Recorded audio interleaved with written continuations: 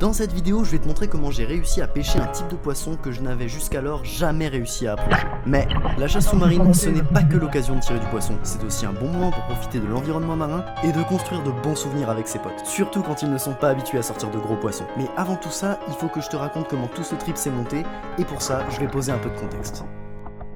Ce gars, c'est Isaiah, un ami de longue date et un amateur en chasse sous-marine. C'est d'ailleurs grâce à lui qu'aujourd'hui, on part pêcher quelques poissons. On prend le bateau et on file au récif. Aujourd'hui, il y a beaucoup de ventes prévues, donc on va pas trop s'attarder et on va se cantonner à un récif pas trop loin de la terre.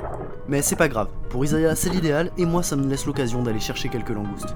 Après tout, l'endroit est propice et j'espère bien en trouver. Sauf qu'un détail m'a échappé. C'est le début de la saison des thasards et il y a de grandes chances pour qu'on en voit passer.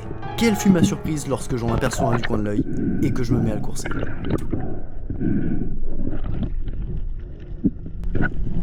De manière générale, un thasard c'est assez facile à piquer. Ils répondent plutôt bien quand tu descends sur eux d'une manière particulière, que tu fais bouger ton ardillon, que tu fais des signes de la main ou encore que tu fais claquer tes sandaux. Mais celui-ci visiblement, il semble s'en battre les couilles. Alors une fois en fin d'apnée, je n'ai plus qu'à le regarder s'éloigner. Je me remets à chercher des langoustes, mais j'ai toujours en tête qu'il y a un thasard qui traîne. Alors à chaque fois, je prolonge mes apnées. Et devine quoi, ça paye. Je vois la grosse bestiole s'approcher, alors j'avance vers elle, je tends mon bras, je vise, et je le manque.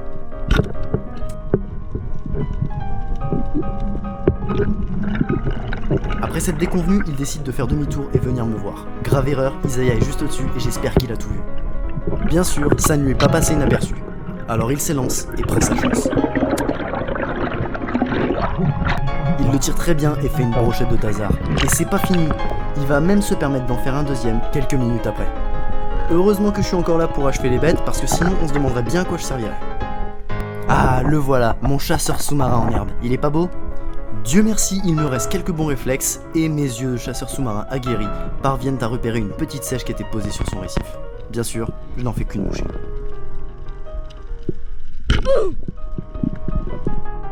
Juste de quoi sauver la donne de mon côté.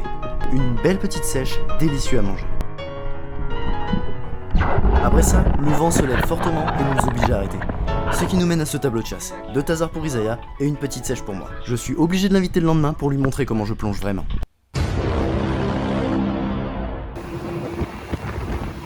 Cette fois-ci, on est accompagné en plus par mon cousin Chris. Et aujourd'hui, on va faire du sale. Je suis bien décidé à lui montrer comment est-ce qu'on plonge vraiment.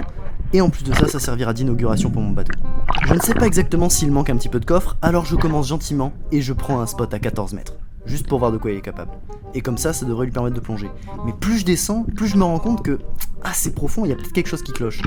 En effet, une fois arrivé en bas, je regarde ma montre et il y a 18 mètres. C'est sans aucun doute trop profond pour lui et depuis que j'ai fait ma syncope, je ne veux vraiment plus prendre de risques. Surtout que, malheureusement, ce genre d'accident ne prévient pas.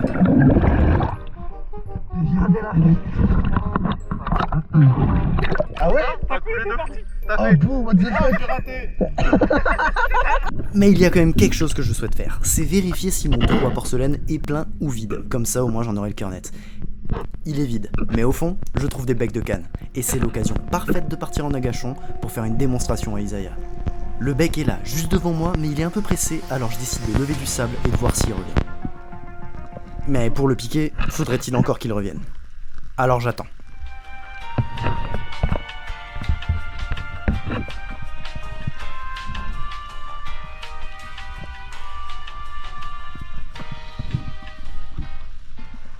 Et enfin, il revient pointer sa petite frimousse.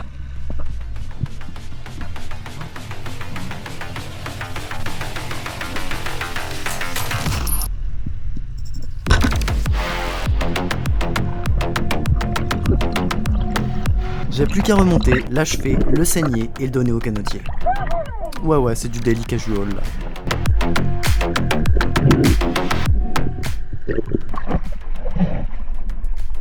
À ce moment-là, je sais pas si j'ai une intuition ou quoi, mais je dis on va checker la balise avant de partir, et bingo patate, il y a des bonites qui tournent autour. Première fois que ça arrive, alors je suis super excité. Pour l'instant, j'ai jamais eu l'occasion d'en piquer une, mais je sens qu'aujourd'hui, c'est le jour.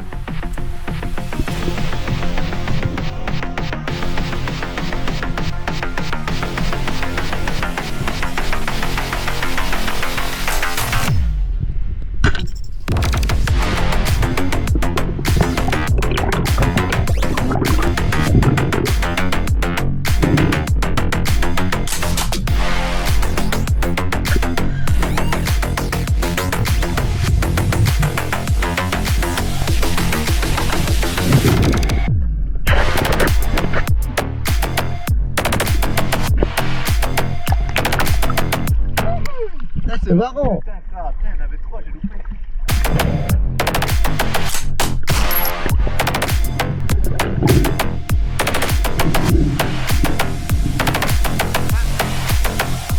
Ça ressemble vraiment à un petit thon et c'est assez jouissif de l'avoir entre les mains. Après ça, on décide de changer de spot et comme de par hasard, je tombe sur une superbe loge bleue dès les premières secondes. Alors je décide de la suivre pour voir si elle va me donner une opportunité de tir. Mais visiblement, elle préfère plutôt aller se réfugier dans la patate.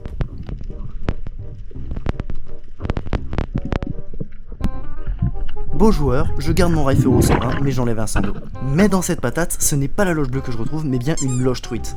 Délicieux à manger, surtout au four. J'essaye de la faire mais successivement, pour chaque occasion, elle ne me laissera pas le temps de tendre mon bras pour la tirer. Et en même temps, avec un fusil de cette taille, c'est complètement compréhensible. Elle est pas complètement stupide quoi.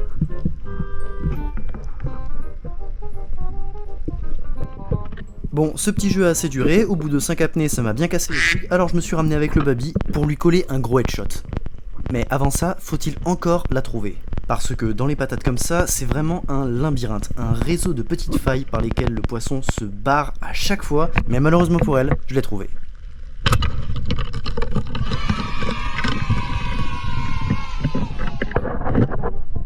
Bien sûr, sous la surveillance de mes binômes, Isaiah a tout vu.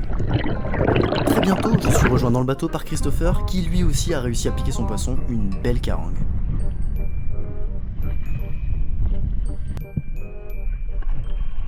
Je rejoins Isaiah qui m'attendait dans l'eau, et on a à peine le temps d'aller vers la patate qu'une loge bleue passe juste en dessous de moi. Tout de suite, je descends et j'enclenche ma couille. Cette fois-ci, je reste calme et je me concentre sur mes mouvements de main, en espérant que ça suffise à la faire tourner.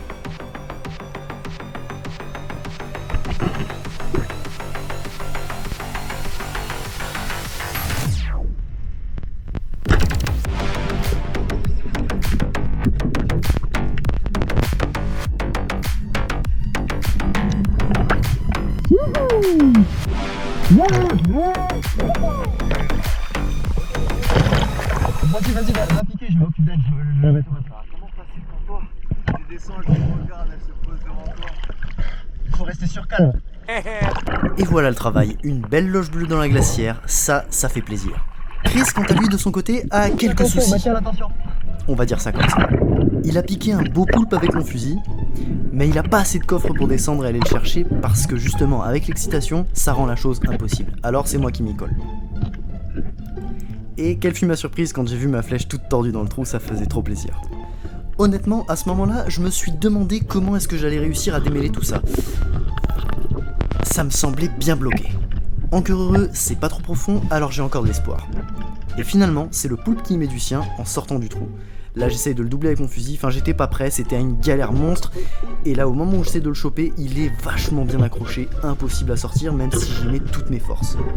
Alors bon, j'essaie de faire mon Ryan Myers à sortir le poulpe avec le bout de ma flèche, mais ça ne marche absolument pas, j'ai pas la technique, ou alors celui-là il était pas consentant, j'en sais rien. Toujours est-il que quand je remonte, le poulpe est toujours dans le trou. Et alors là, me vient l'idée saugrenue d'aller lui foutre une deuxième flèche, pas par le même orifice, en espérant, je sais même pas ce que j'espérais, mais j'essaye. Je vise avec le baby, comme je peux, je tire, et alors là, à ma grande surprise, la flèche n'a pas du tout pénétré et n'est absolument pas accrochée. Encore heureux, ça m'a peut-être évité de faire une connerie. À ce moment-là, je demande à Christopher de garder attention pendant que je travaille le poulpe, et ça fonctionne. Il sort comme un bouchon. Enfin, faut dire qu'il était pas au top de sa vie de mollusque. L'opération aura pris en tout une bonne quinzaine de minutes, mais on a un poulpe dans la glacière, ça fait toujours plaisir. Y a plus qu'à aller récupérer les fusils. Et après ça, je repère une saumonée depuis la surface, alors je la montre à Isaiah en lui disant « Tiens, si tu veux te faire la main, va la piquer, elle est profonde cette challenge. » Quand il la remonte, je me rends compte que c'est un super spécimen, et bien joué mon gars. Pas longtemps après, c'est à moi d'aller piquer. J'en ai repéré une sur le sable, alors j'arme mes sandos et je me lance. Visiblement, elle a pas l'air très stressée et elle bouge pas, elle ne fait que me regarder depuis la surface. Poisson facile, mais prise délicieuse.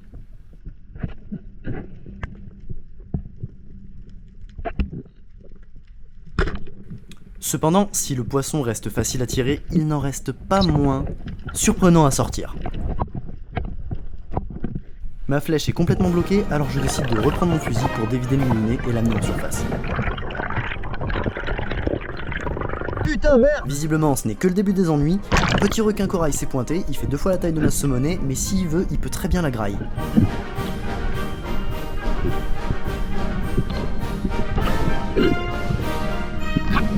Et ma caméra a choisi ce moment pour tomber en panne de batterie.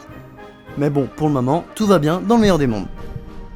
Puis, alors que j'essaye encore de sortir ma saumonée, cette fois-ci, j'ai un serpent qui atterrit littéralement dans mes pattes pendant que je suis en train d'essayer de manœuvrer. Ça complique le truc un petit peu, mais à ce moment-là, j'ai juste envie de sortir le poisson. J'aime pas ces bestioles en plus, et là je fais mon gros bourrin, clairement, j'essaie juste de le sortir. Une fois le serpent parti, c'est le requin qui revient. Fort heureusement, cette fois-ci, ma flèche n'est plus bloquée et je peux enfin remonter ma saumonée.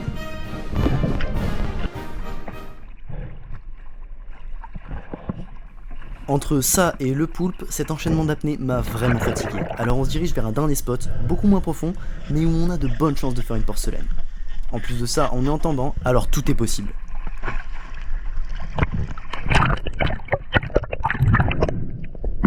Je commence à fouiller toutes les patates à la recherche de la fameuse langouste porcelaine.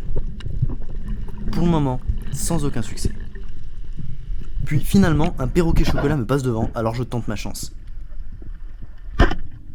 Malheureusement, il est piqué un peu juste et il va se décrocher et aller se réfugier dans une patate. Et alors que je plonge à la recherche de ce perroquet, je tombe sur une porcelaine. Elle est pas grainée, alors je la pique. Et l'histoire est réglée.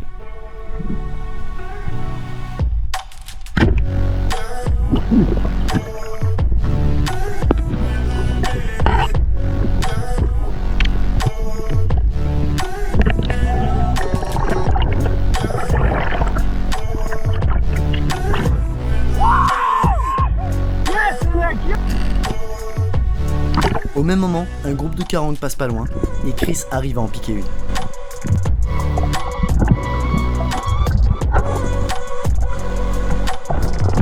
Et enfin, Isaiah fait un beau dawa sur une patate. On rentre tous au bateau avec notre poisson et ça fait plaisir, c'est la cerise sur le gâteau.